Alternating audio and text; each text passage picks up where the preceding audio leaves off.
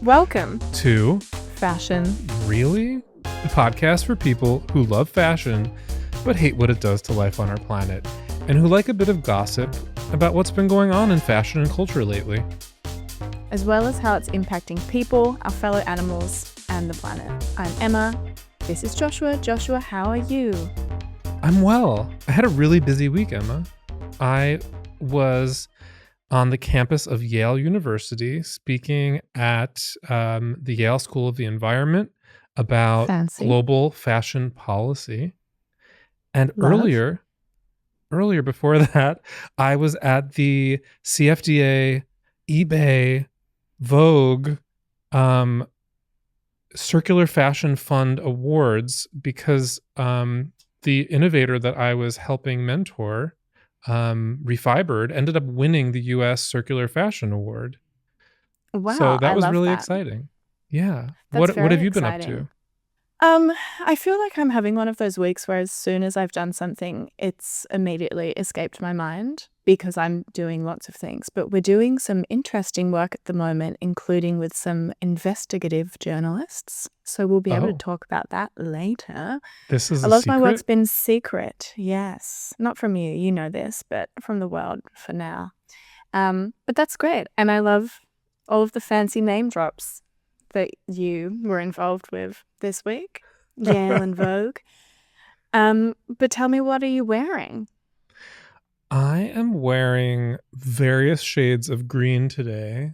For those of you watching on YouTube and social media, you'll see lots of greens. I've got a lichen green pair of Dickies work pants that I found at a store called Other People's Clothes, which is exactly what it sounds like. It's a thrift store. Clever name. I'm wearing a sea green flax linen shirt that I got in Greece while I was traveling. I'm wearing a forest green bandana that has a bit of a naughty illustration on it that I purchased at Oh, a queer erotic art fair in New York City. So I won't unfurl it because it might not be safe for the viewers depending on who's watching. And I'm wearing the repeat waxed cotton green jacket that my husband found hanging on a fence post in Brooklyn. So that's the perfect way to obtain a jacket. yeah, it is. And lastly, of course, archive Brave Gentleman green suede desert boots. What are you wearing? I see a lovely collar ensemble. I am wearing red lipstick. I am wearing a jumpsuit, a boiler suit, I feel like you would call it. And it used to be my friend's, and when it didn't fit her anymore, and then she sort of like had it in her wardrobe for a bit, wasn't wearing it, so she's passed it on to me, and that's my favorite version of the circular economy when, there's no repurchase, there's no resale, it's just one person who loves someone giving something to someone else. And I've done that too, and I think it's really nice. We were talking about clothes swaps a while ago.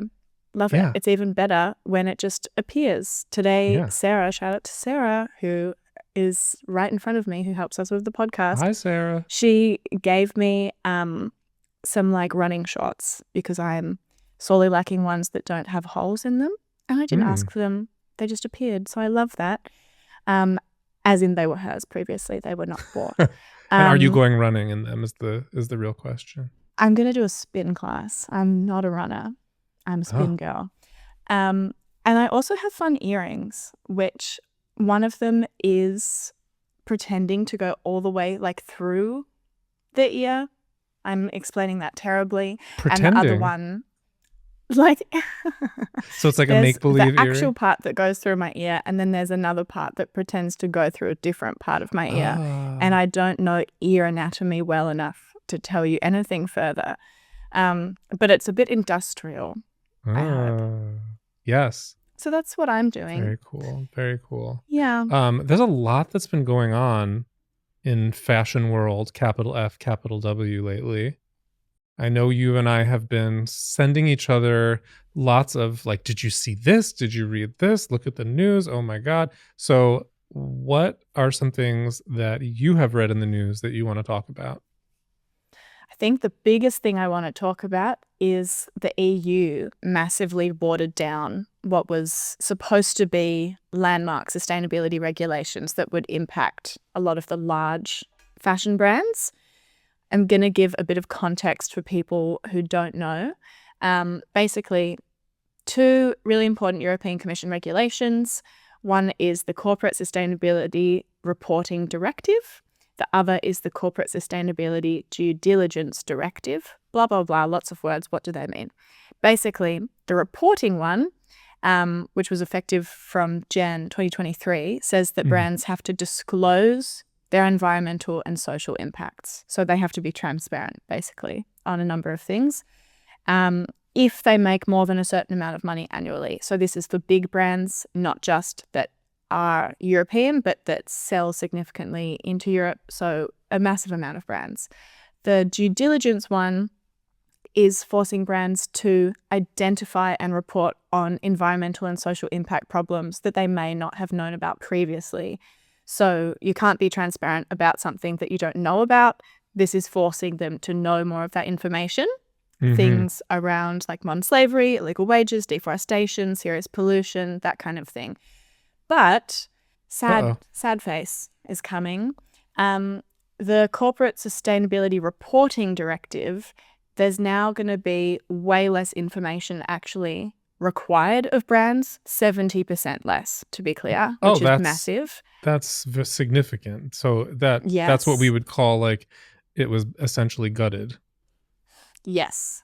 And only 80% of the businesses who previously would have needed to respond to this regulation also now have to. So it's not just what they have to do, but who has to do it. And then for the due diligence directive, implementation of that regulation has been pushed way back. So it won't be until 2028. And all kinds of things have been changed. The penalties for failing to disclose human rights and environmental issues have been really significantly reduced.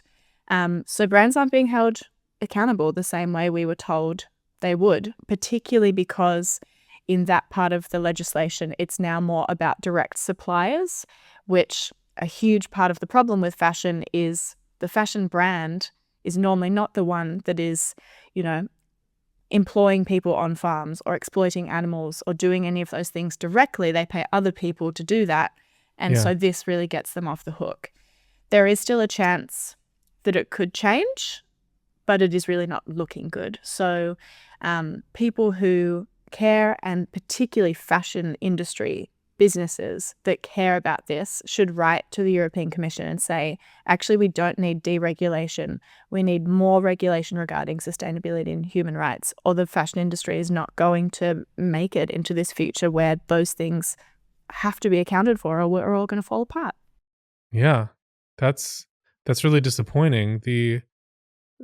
Essentially, the European Union is just weakening important laws, reducing transparency, delaying accountability until 2028.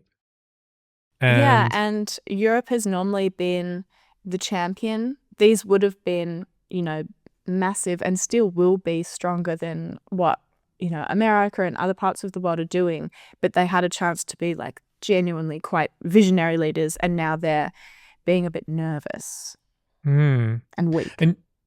And something we talk about frequently is the concept of being a citizen, and that you don't have to be a policy expert. You don't have to be a lobbyist to reach out to your politicians, your local representatives, and say, hey, I care about the environment. I care about workers. I care about those that are affected by this. And can you do something about it? Can you push back? Can you make bigger demands of this? And I think people should feel more empowered to be able to do that. Totally. So long as there's an Australian film, The Castle, and a lawyer in the film talks about it's just the vibe of the thing, and that's in his kind of end remarks in court. I don't know if people outside of Australia have seen that. God, I hope so. But it's the vibe of the thing. You don't need to know everything, so long as you can say, this seems like it matters. what the heck is going on, then Yeah. good times. Do that. Yeah, what the heck is going on? Or please explain to me. Please explain to me what's Please happening. explain. How this happened. Yeah. What can we do about it? Like this is what this is what representation is about, right? Yes. What else has been going on? Take us to another part of the world. Well, in India, some good news. India is We love aiming. good news. Yes, India is aiming for what we would call absolute decoupling. When we talk about decoupling, we're talking about being able to reduce impacts, environmental impacts, climate impacts, biodiversity impacts. So reducing those while at the same time expanding industry, hiring more people, increasing jobs, increasing profits. So this has been very elusive, this concept of decoupling. And so India is aiming for a threefold industry expansion with a 50% simultaneous emissions reduction. That's really hard to do. Wow, that's a big call. Yeah. So India's fashion sector is aiming to be $350 billion by 2030. That's a triple the value of what it currently is. And at the same time plans to reduce emissions in the industry by 50%. Achieving this requires a lot of investment in renewable energy and efficiency, investments in next-gen materials and infrastructure. And the government is planning to create over 2 million jobs, establishing 7 industrial megaparks in the country. So this, we'll see how it goes, but this is a very ambitious plan, and it's an exciting plan to see an entire country take on the concept of absolute decoupling. Yeah, wow, that's super cool. Have they actually mapped out exactly how that emissions reduction will look?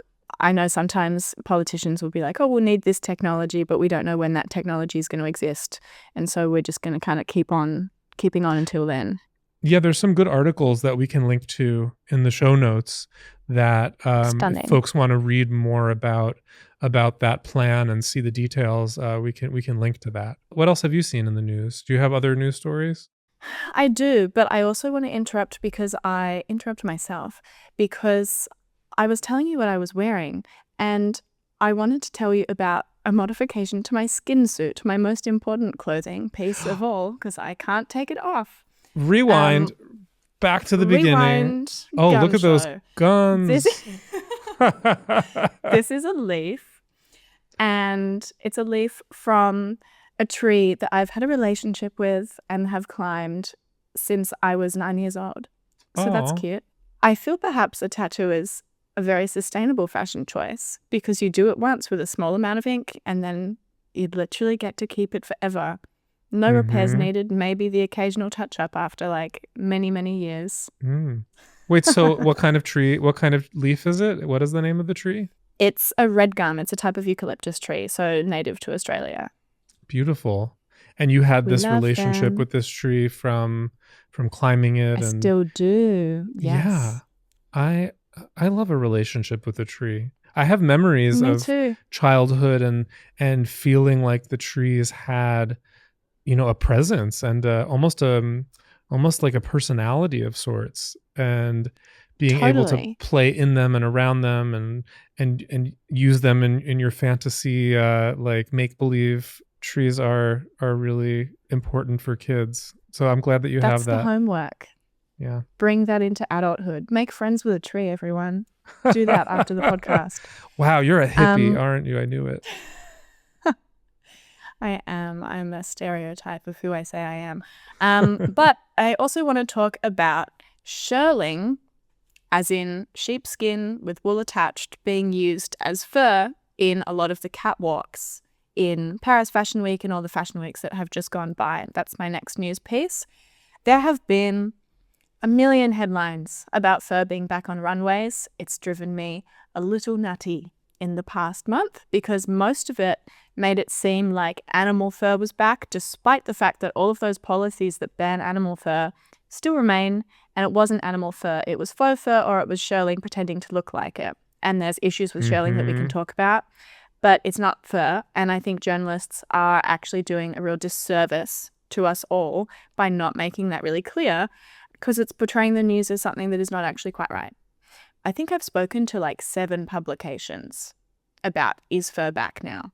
So wow. whether or not it's tragic to read my own quote, I'm going to do it because I probably said it better than I can Wait, now. do you want me to read your quote? Oh, no. Yes, that's so much better. You should do it. It's in the notes. Have a look. Yes. So, but I want to I'm talk gonna about it specifically around the idea of like, we have moved past fur in a massive way. That's really good. If we're replacing it with another animal-derived material that also causes harm, that is a co-product, that also requires killing, how good is it? Joshua, take it away. All right. I'm this is my Emma Hackinson monologue. My quote. Thank you so much. That's in. Yes. Thank you all for being here. I'm not going to do an Australian accent, but try. Okay. No. I will embarrass myself. Hackinson worries that brands swapping fur for other animal products are missing an opportunity to rethink fashion's value system. There are plenty of examples of this already, she says. London-based designer Roxana has used raffia grass to achieve a similar amount of movement and volume to fur while avoiding faux iterations. And Ukrainian designer Ksenia Schneider has opted for frayed upcycled denim to similar ends. Ideally, we would take the sentiment behind banning fur and use our creativity to move somewhere genuinely responsible that has no animal exploitation at all, says Hackinson. And scene. And scene. Thank you so much for your performance. But yeah, I think that is really important. Thanks to Bella Webb from Vogue Business for talking to me about that. There's a real kind of missing element when we make policies and don't consider if we're being consistent. A massive one, for example, is when brands ban wild animal skins and then don't ban wild animal feathers. So they often have banned ostrich skin, but not the feathers that come from literally the same supply chain, the same feedlot, the same slaughterhouse. So I think we should really be thinking about the policies that exist. What are the values behind them? And so how can we extend to be consistent with those values? So that's my news piece / monologue for the day until my next one. But Joshua, what else has been going on? I've got a few other really quick things. Another piece of good news is that the secondhand market in the US is up 14% since last year. That's significant. ThredUp's annual resale report says that used clothing market has its strongest year since 2021. Cool. So that's really good news. And a quick next-gen fashion roundup is that Another Tomorrow launched the first ever ready-to-wear pieces made from Mirum. As you recall, Mirum is a next-gen leather that has 10 times lower impact than synthetic and conventional chrome-tanned leathers. It generates no effluent during production, and it's made from things like agricultural waste. And so this is the first time we've seen Mirum made into motorcycle jackets and skirts. As you know, I've used it in shoes for Brave Gentleman, but this is a first ever in ready-to-wear. Sequinova makes plant-based sequins, and these are really fun, sparkly sequins. You'll have to go to the sequinova.com website and find out what they're made of. On March 5th, during the Stella McCartney runway show in Paris, Stella unveiled these really beautiful dresses that were made with the sequins, and very glamorous, very sparkly. And traditionally, sequins are made of plastic, so this is exciting to see plant-based sequins make it to the runway. And Stella also has made a Hidefy bag available for sale, and Hidefy is a mycelium-based leather that's made with both mycelium and sugarcane waste. So this is really cool that that bag is now available for purchase. That was my next gen fashion roundup. There's more things, but we don't have time unless we did like a 3-hour podcast. That's cool though. I also like the sequin dress because you've kindly put a photo for me to look at in our notes. Looks a little bit ostrich feathery in the way that the sequins have been used as like long extensions off the main body. So I'd love to see that as well. Yeah, it has a really beautiful feathery ostrich feather reference look. I'm glad that you pointed that out. I like that. I like that too. Do you want to know what I've read? Yeah. Tell me everything about what you read. I will. I read a translated version of a 26-page complaint, which sounds so boring. Wait, it's a complaint, not, I promise. And it's translated, and it's 26 pages. I mean, run. Please tell me Get more. everyone, run to the link. It is from Tanya Gotthardsen and a Consumer Council think tank that is Danish. It was submitted to the Danish Consumer Ombudsman, which is basically like independent body person who investigates and resolves complaints. And it was reporting both Copenhagen Fashion Week and participating brands for greenwashing. So here comes the interesting part. Hopefully you'll see why I'm talking about this. Copenhagen Fashion Week has often been referred to by media, by everyone in the fashion industry, as the most sustainable of the global fashion weeks because they have a set of what they call sustainability requirements with minimum standards in order for a brand to actually show during Fashion Week. Some of these are very clear cut, like we helped them with a ban on virgin animal fur, wild animal skins and feathers. There are ones that say brands can't destroy unsold clothes and samples. Others are a bit broader, like smart material choices. What does that exactly mean? Saying at least 60% of a collection needs to be certified, made of the quote-unquote preferred material or dead stock fabric. So why are they being called out for greenwashing? Basically, it was written to the Ombudsman that sustainability statements aren't to be used in marketing. The Ombudsman recommends that. So they're saying, we've said this, that claims used in marketing need to be correct and precise so that people aren't misled, and that in order for a sustainability measurement to be used for promotion, it has to be really significant, which that in itself is somewhat, I think, subjective. So that's a challenging rule to potentially abide by. But basically, the complaint says Copenhagen Fashion Week, this is not true for them. So they've said there's an absence of factors relating to sustainability, and omission is definitely a form of greenwashing. So they say things like Copenhagen Fashion Week should have but doesn't have a policy on disclosing the production volumes for brands. So like a cap on collection frequencies, a set limit for synthetic materials, rules around living wages. Basically, a lot of it is talking about what they don't have. And this comes very soon after the German Fashion Council and the British Fashion Council have taken on the Copenhagen Fashion Week standards. So it's a big moment, I guess. And I have my take, but Joshua, I would love your thoughts first. It's complicated because, I think that Copenhagen Fashion Week has clearly taken bold, commendable risks. And, like you said, banning fur, banning wild skins, and the fact that other major fashion weeks haven't done things like that. They've really gone out on a limb, as it were, Totally. setting standards in an industry known for inertia.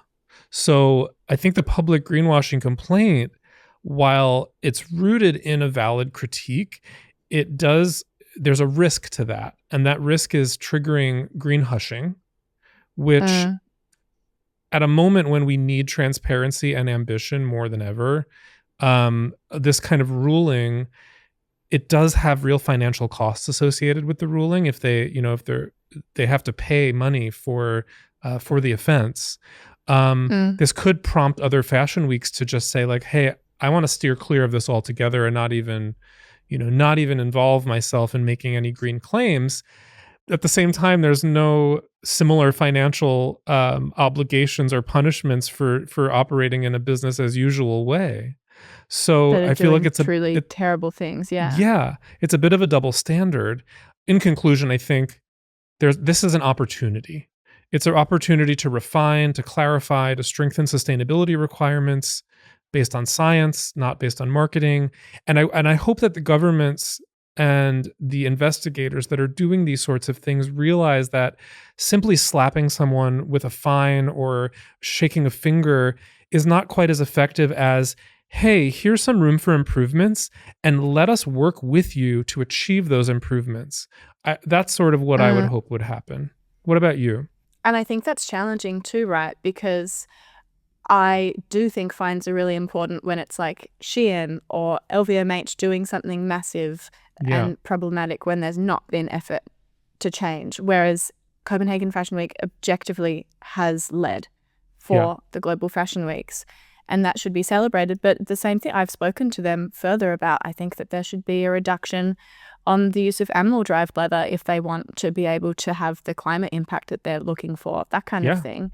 True. So there's absolutely room for improvement. And I hope that all of the omissions that this complaint talks about are addressed at some point.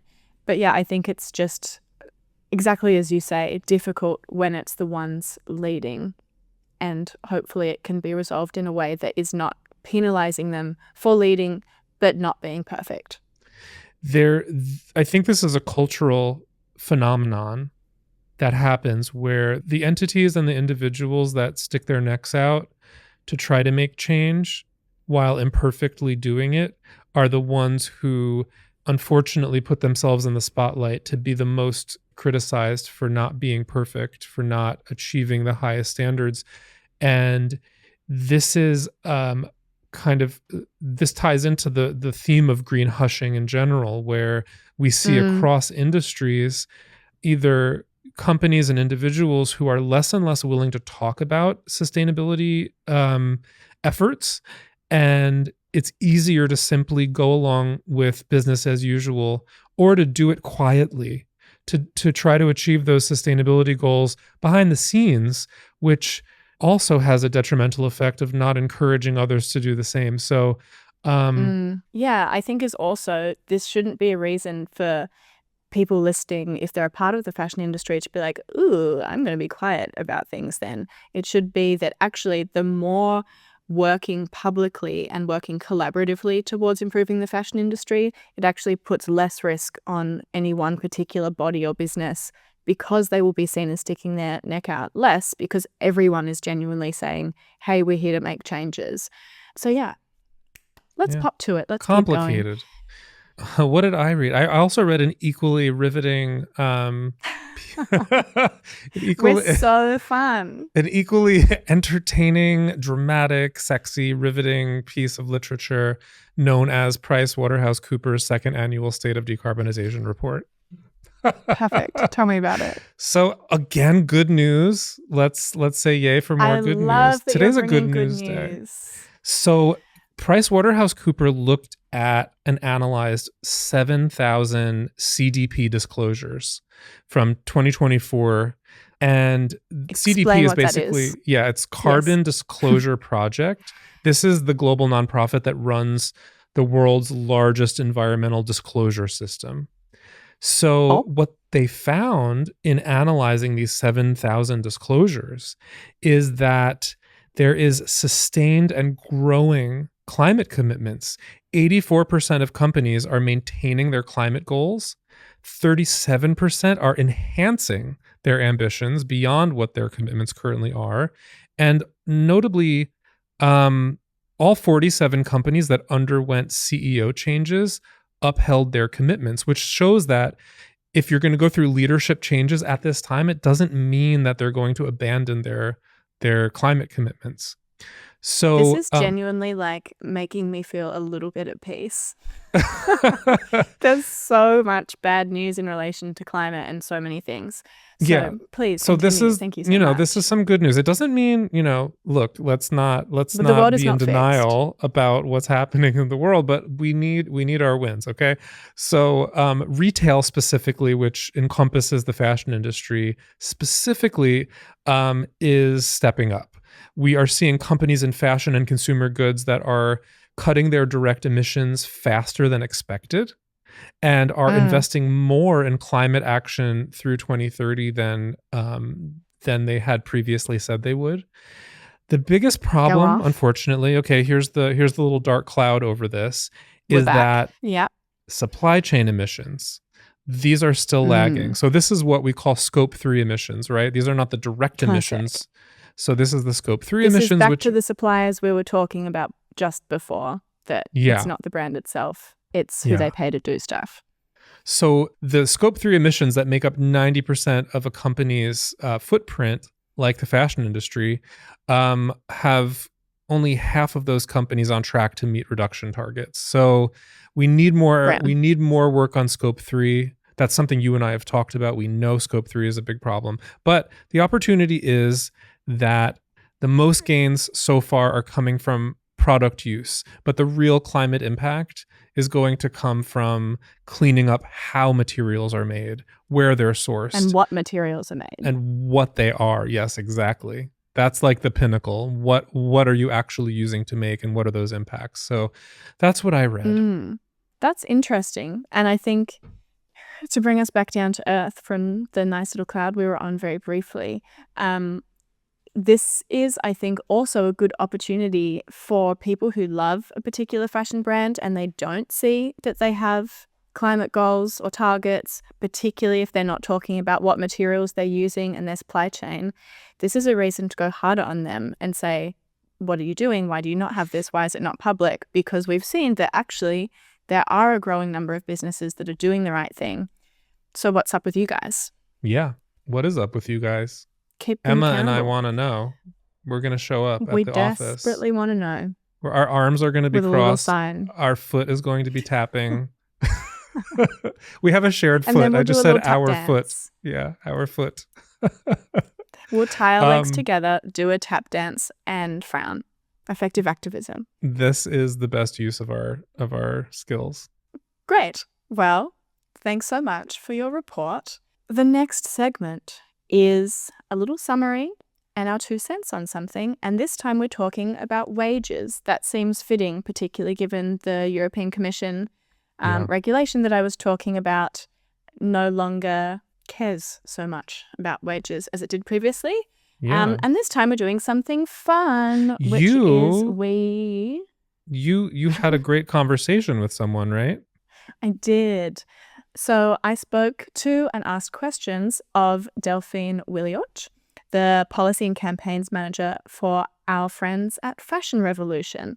Delphine worked on an EU, advocacy campaign to regulate the fashion industry's impact. She co-led a Good Clothes Fair Pay campaign that demanded living wage legislation at an EU level.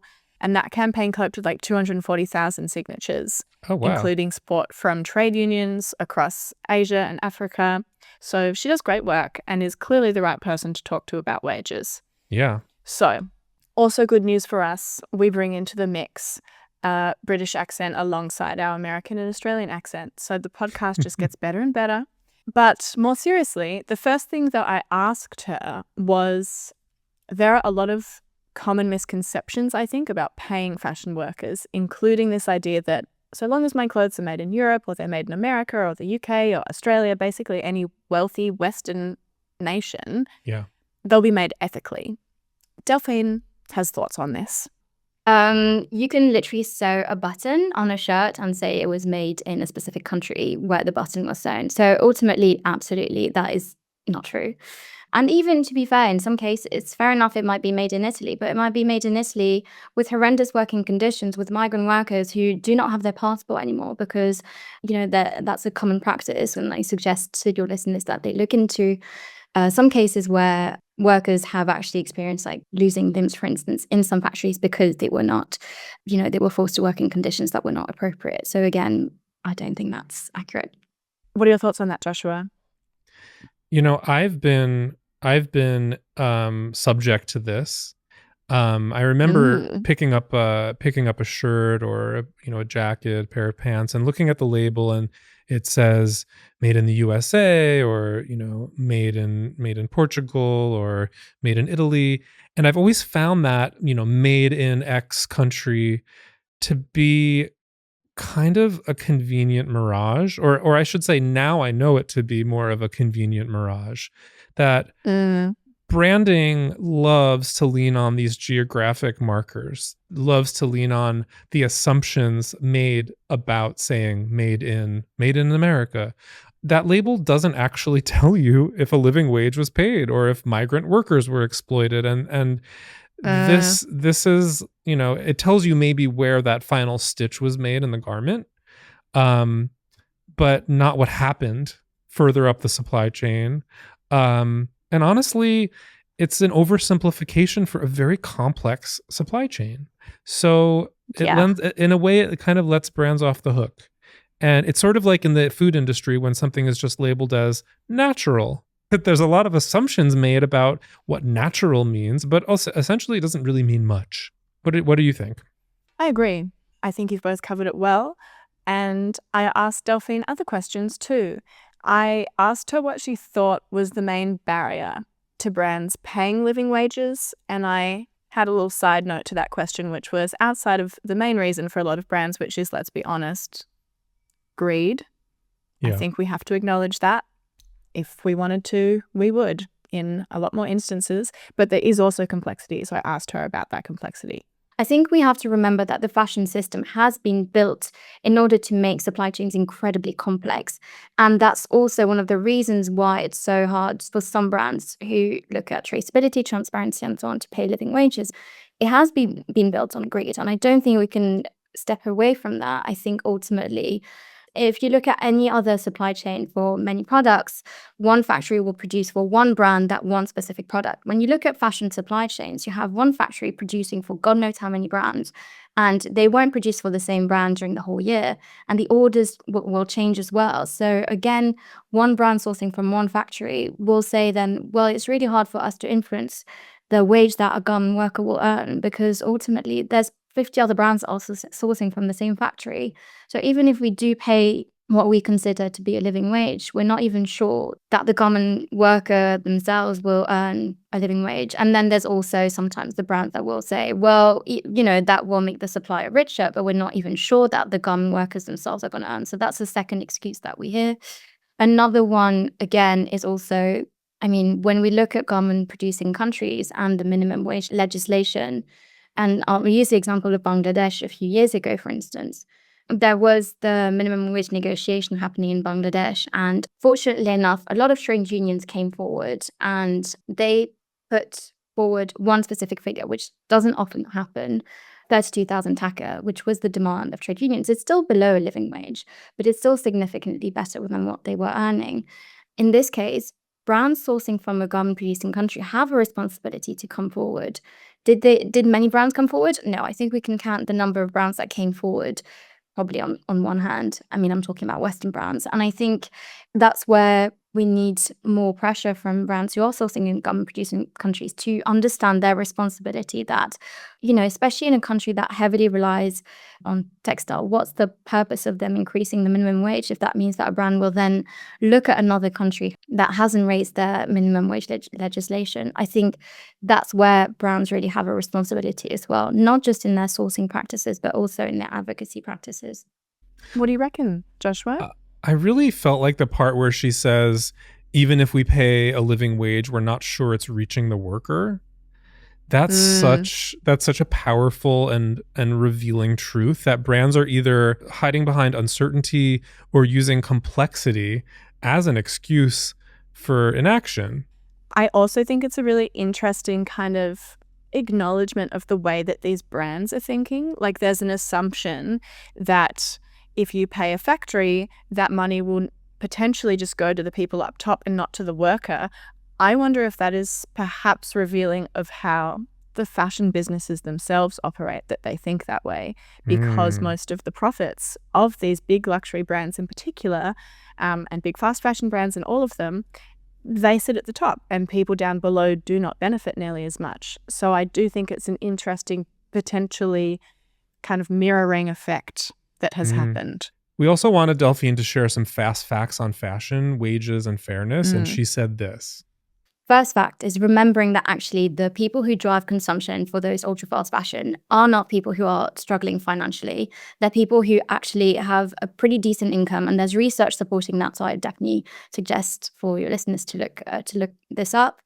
But instead of, buying one dress for £100, they'll buy 10 dresses for £10. And I think that's something to remember is like consumption of ultra fast fashion is not driven by people who are financially struggling. If they're financially struggling, ultimately, they're not going to be driving that huge demand that we're seeing.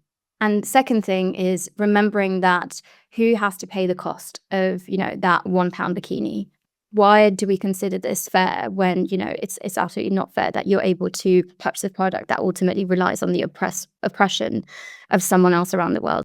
The third thing is when we look at fashion brands, only 1% of the fashion brands that we review disclose whether they pay a certain percentage of their workforce a living wage. And I think we need to remember that. These have been brands that have been operating for decades. They've had decades to actually push for better wages, and that's just not happened. We still find brands that are sourcing from countries like the UK, like Bangladesh, like the US, and so on, who are not even following minimum wage legislation. I think that's absolutely crucial to remember. What do we take from this? I'm going to give my 2 cents based off of the more than cents, multiple dollar contribution that Delphine has given. Thank you so much to her. Thanks, And Delphine. say that the only way forward is legislation. That's something Delphine said to me as well.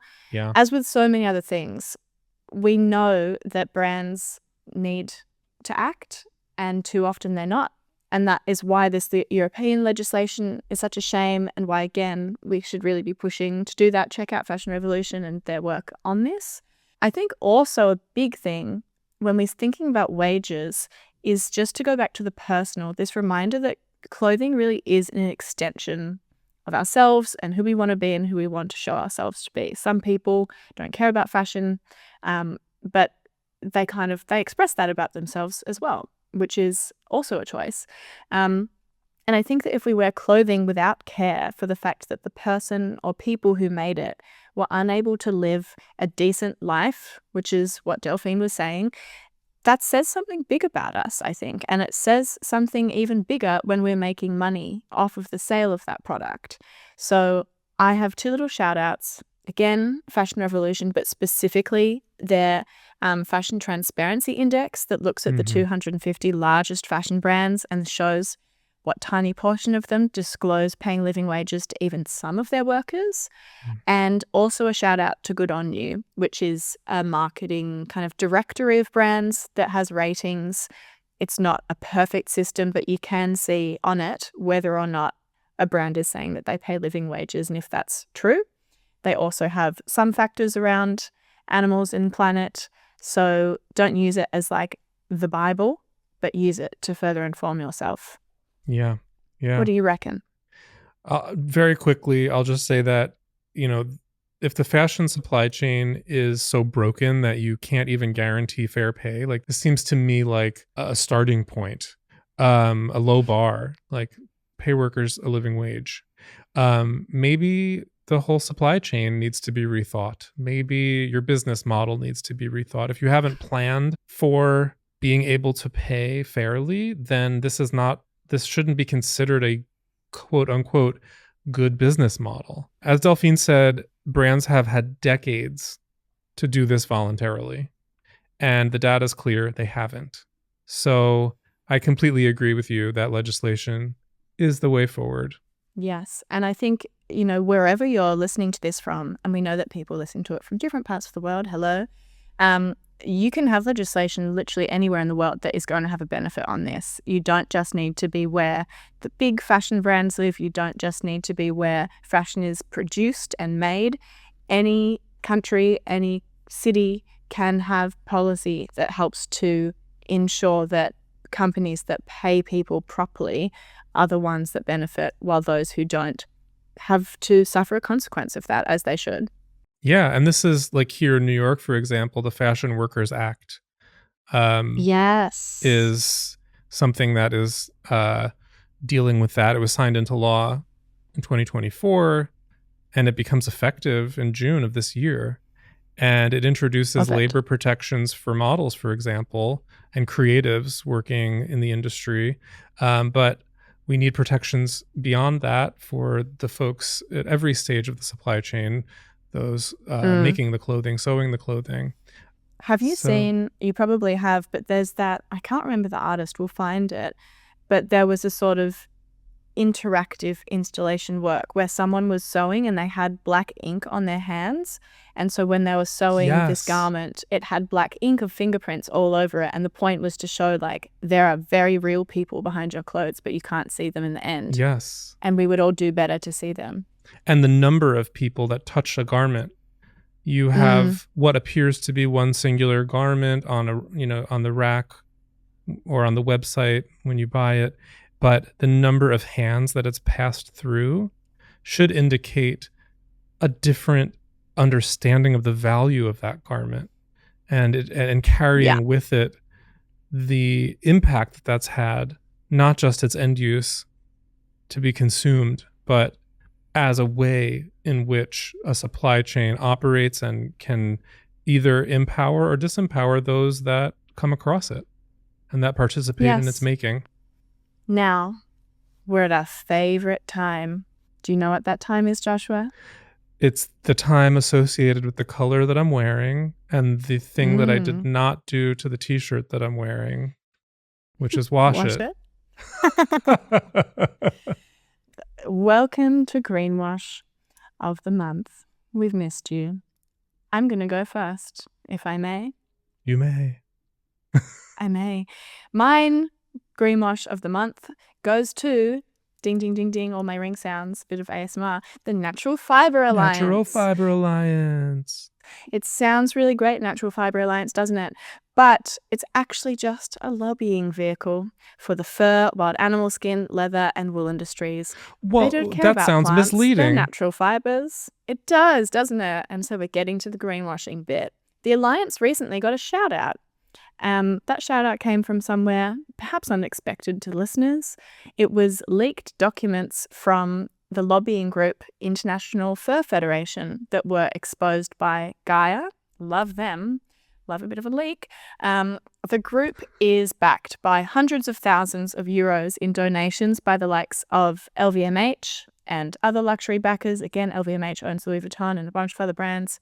And they talk about how they plan to try and derail responsible policies for the environment and for animal protection.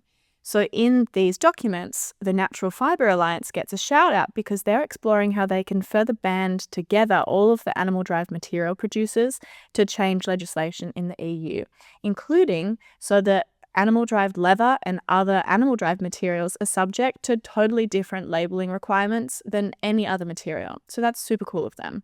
The Natural Fiber Alliance also talks a lot on their website about things like microfibers and pollutions. They ignore the fact that fur, wild animal skins, and leather are almost all non-biodegradable and pollute environments in the same way when discarded because of the chemical processing.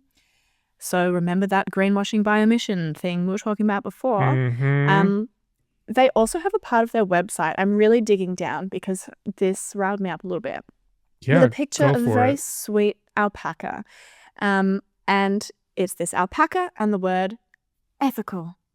But then this is like what we were talking about last time also. Yes, we're back there. Happy alpaca. It must be good. But it must then be there's ethical. literally not even any mention of animal treatment anywhere on the website, I don't think. So it's just like, you see the image, you get our vibe. And then there's just a line implying that all animal fibers are natural fibers and that they're all made by people who are paid fairly for their labor, treated with respect and dignity. That's a quote. This is particularly ridiculous given the fact that we know most alpaca herders in Peru, where most alpaca wool comes from, live in poverty and are paid less for the alpaca wool per kilogram than it actually costs them to make that much wool from the animal to look after them, keep them alive, which is increasingly difficult also in the climate crisis, which is also exacerbated by rearing a large number of ruminant animals like alpacas. So they're operating at a loss, essentially. They're just operating at a constant loss. It's a huge problem in fashion. And it's the same with the Natural Fiber Alliance promoting leather, ignoring the fact that, again, in big production countries like Brazil, 60% of that country's quote-unquote dirty list for forced and bonded labor is tied to cattle ranching in the leather supply chain. And we could go on, but I have more complaints. The Alliance also celebrates how alligator farming for their skins helps to protect alligators. Literally, that's the claim. And they also go on about how fur industry is very good for supporting jobs. I think all hosts of evil can be covered under the "it creates jobs" line. So we could do that, or we could genuinely divert government subsidies into just transition opportunities into communally beneficial work that's good for people, animals, and planet. So sorry, Natural Fiber Alliance. I think you're embarrassing and deeply unserious. This is also a reminder that the leather and wool industry that are held in higher favor and view than fur and wild animal skins, they're actually very often all in bed together with fur and wild animal skins. So they're not so different, and they're working against positive progress for us all and for fashion. The name itself, Natural Fiber Alliance, is so intentionally misleading. And there's that word that we mentioned before, natural. So natural must be good. It must mean like we care, and it's all just, it's natural to put an alligator in a factory farm and claim that alligator is being protected. These the animals on the fur farms, if it wasn't for us, they'd be out in the wild, exposed to the elements and to predators. It's this, and all kinds of things are natural. Viruses are natural. Lots of things that are not helpful. Uranium is natural. Let's go, uranium lobby. But Joshua, tell me about your greenwash of the month. So my greenwash of the month, sadly, goes to our friends at the World Wildlife Fund, who over the last few weeks were discovered to both have launched a $10 million deforestation-free leather fund with the luxury conglomerate Tapestry. It sounds good at first. So they launched this fund with Tapestry, which is the parent company of brands like Coach and Kate Spade. And while the fund aims to address deforestation, concerns are arising regarding its approach. For instance, WWF suggests that they want to pack more cows into less pasture, quote unquote, as a solution to deforestation, as if they've come up with the concept of factory farming or concentrated. That's like, hey guys, we invented factory farming. We fixed it.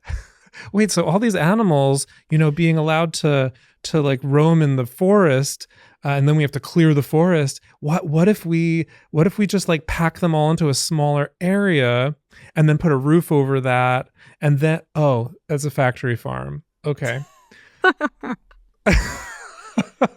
So yeah, not a solution. So instead of lending, WWF's powerful name to attempting to reform the industry or to creating opportunities for subsidies for next gen solutions or efforts focusing on infrastructure to commercialize solutions that are less harmful to the environment, they've instead decided to just try to improve the leather industry as it exists, which feels to me... When are we going to address the cow in the room? Yeah, the cow in the room. So sorry for interrupting you for Methane. Yeah, it doesn't address methane. We have to reduce. There's no getting around it. Yeah. So it doesn't matter how you reform and modify how many cows you can pack into 1 acre. That has no impact on the methane being emitted.